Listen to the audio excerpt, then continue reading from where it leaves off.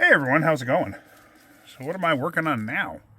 Well, I just picked up something very, very unusual. And I want you to see this.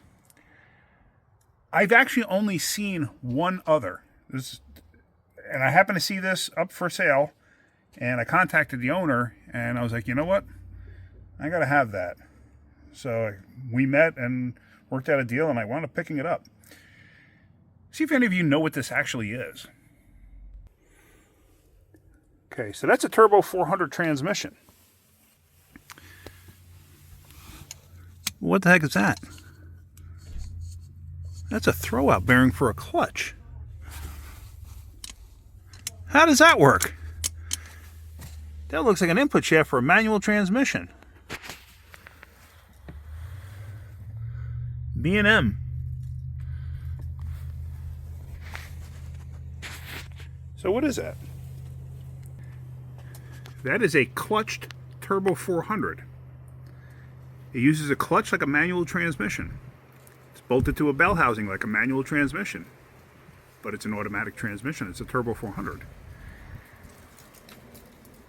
The deal was perfect, so it's just like, I saw it and I happened to be the first one to jump on it because he had a bunch of people interested in this thing for the price. So I picked it up at a very good price. I'm very happy with my purchase. He gave me receipts that he had gone through it. Actually, he had a tranny shop go through it and he gave me the receipts. That's what I meant to say. And the guy from the transmission shop said this transmission was built but never used. So apparently it's got some decent stuff in it. I don't know. I'm going to take it apart. It could have garbage in it. I don't know. The guy seemed trustworthy, so you know, there's no reason for me to believe he was lying to me. So what's the benefit of having a clutched automatic? Okay, on a torque converter vehicle, you have what's called a stall speed. Newer cars, you may not be able to do this to, but older cars, you take them, you stick them in gear, okay? If you had a clutch vehicle and you let go of the clutch and you're in gear, it'll stall. On an automatic, you put it in gear, the transmission's engaged, but the torque converter's slipping, so it doesn't stall. If you were to hold the brake and give it some gas, the RPMs will start coming up. And it'll come up to a certain point and stop. Let's just say 1,500 RPM, 2,000 RPM, whatever. That's the stall speed. When you have a race car or something high performance, you may have a higher stall converter, meaning that you could put it in gear and brake rev it, and the thing will go up to, say, 3,000 RPM, 4,000 RPM, 5,000 RPM, 6,000 RPM.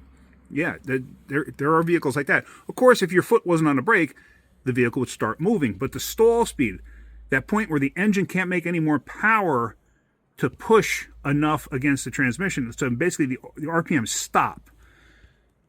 With a clutched automatic, it acts just like a manual transmission, except you only need the clutch for taking off and when you come to a stop. After that, you shift it like an automatic. And this has a manual valve body in it, meaning if you left it in drive or third, you're in third. So you have to manually shift first, second, third. It may have what's called a reverse pattern valve body, meaning you have park, reverse, neutral, 1, 2, 3.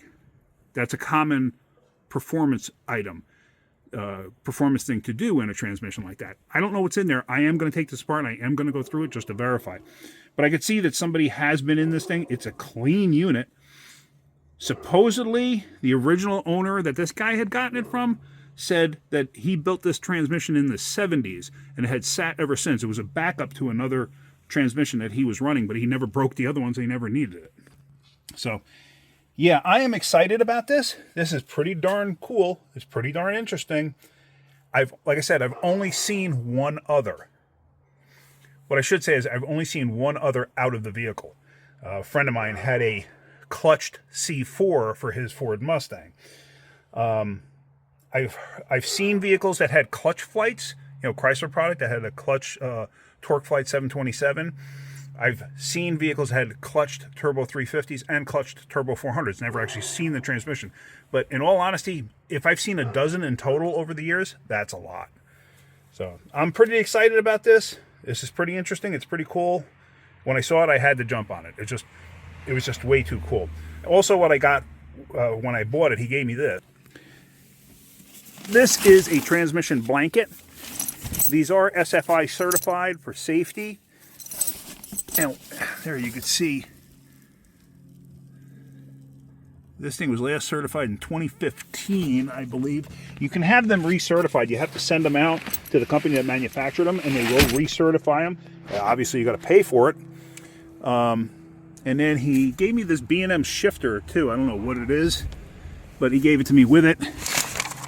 He had a mud truck, a competition mud truck, and this is what he was using this stuff in, or rather, I should say, he was going to use this transmission and he decided to go another route.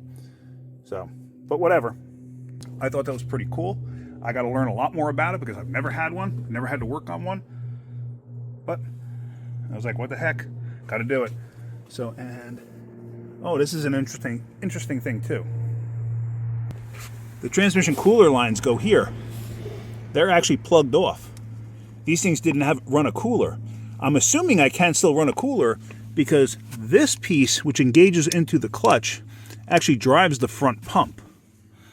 So I am assuming that I could still run a cooler, that it's not actually bypassed, but I guess I'm going to find out. So yeah, the bell housing's cut off. They have this adapter plate to go in there. Neat stuff. All right, that's it. Just wanted to show you that, my find. So, all right, guys. Hopefully you got something out of that video. If you did, hit that like button. If you could, please subscribe. All right, have a great day. Keep wrenching.